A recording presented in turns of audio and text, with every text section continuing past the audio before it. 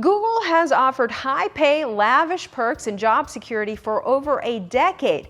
That ended last week. State filings show Google laid off more than 1,800 employees in California. More than 100 were cut from the company's YouTube campus in San Bruno, south of San Francisco, including more than 24 on-site massage therapists. Many of the employees learned that they were laid off when their badges didn't work and emails were shut down. But Google isn't alone in this. There have already been more than 40,000 tech jobs cut in January 2023 from 151 different companies. If you added Google's 12,000, the total would be more than 52,000. And this is over and above the November 2022 layoff totals of more than 52,000 workers. That's by far the largest monthly figure we have seen since the beginning of Q3 2020. And this doesn't include the 12,000 that Google just announced today. The list of downsizing companies includes many small startups who are feeling the pinch, but also a number of huge companies that very rarely send workers packing. Some of the businesses with layoffs so far in 2023 include WeWork, Microsoft, Amazon, Stitch Fix, Salesforce, Vimeo, ByteDance, Teladoc Health, Riot Games, Hootsuite, Carvana, CoSchedule, Crypto.com, Coinbase, Thinkific, Citrix, and of course, Twitter. So the question is, why? What's up with the tech industry? Here's the big reason. Number one, optimistic projections. Stripe said their over-optimistic projections led them to hire more than they could sustain. Meta admitted that they thought the pandemic-level habits of customers were a permanent phenomenon. Google CEO Sundar Pichai said in a town hall meeting, quote, 2021 marked one of the strongest years we've ever had in the history of the company, with 41% revenue growth. In that context, we made a set of decisions that might have been right if the trends continued. You have to remember, if the trend had continued and we had not hired to keep pace, we would fall behind in many areas as a company.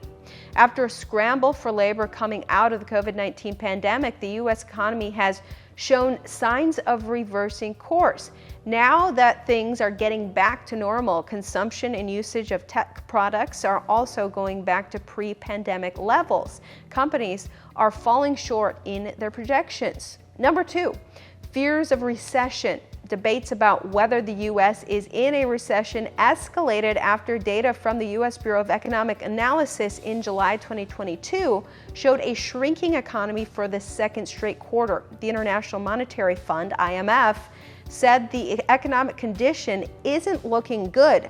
Depending on the course of the war in Ukraine, monetary policy, and the pandemic, we could be headed for more pain.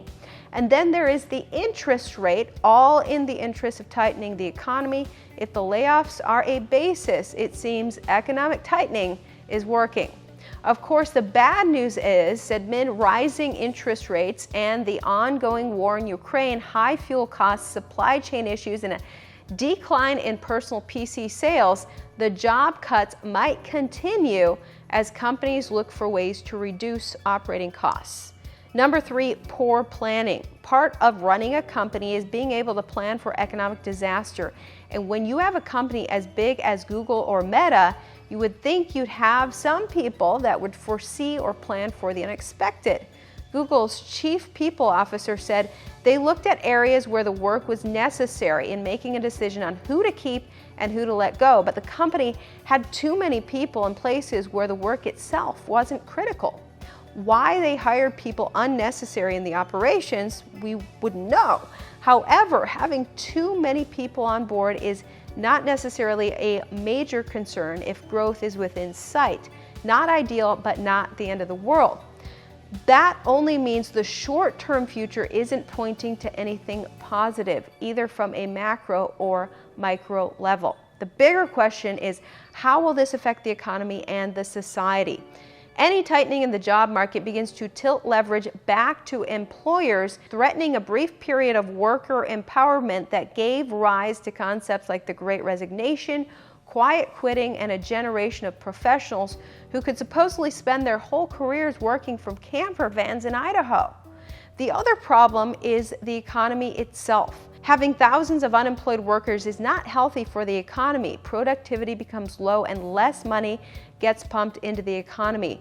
There will also be less spending, which will make it worse for companies. With the way things stand, things are going to get worse before they get better. More companies will follow, and more venture capitalists will most likely hold back on new investments. This will be a true test for Silicon Valley. Let me know your thoughts in the comment section below. This has been Ivory Hecker for Noble Gold News.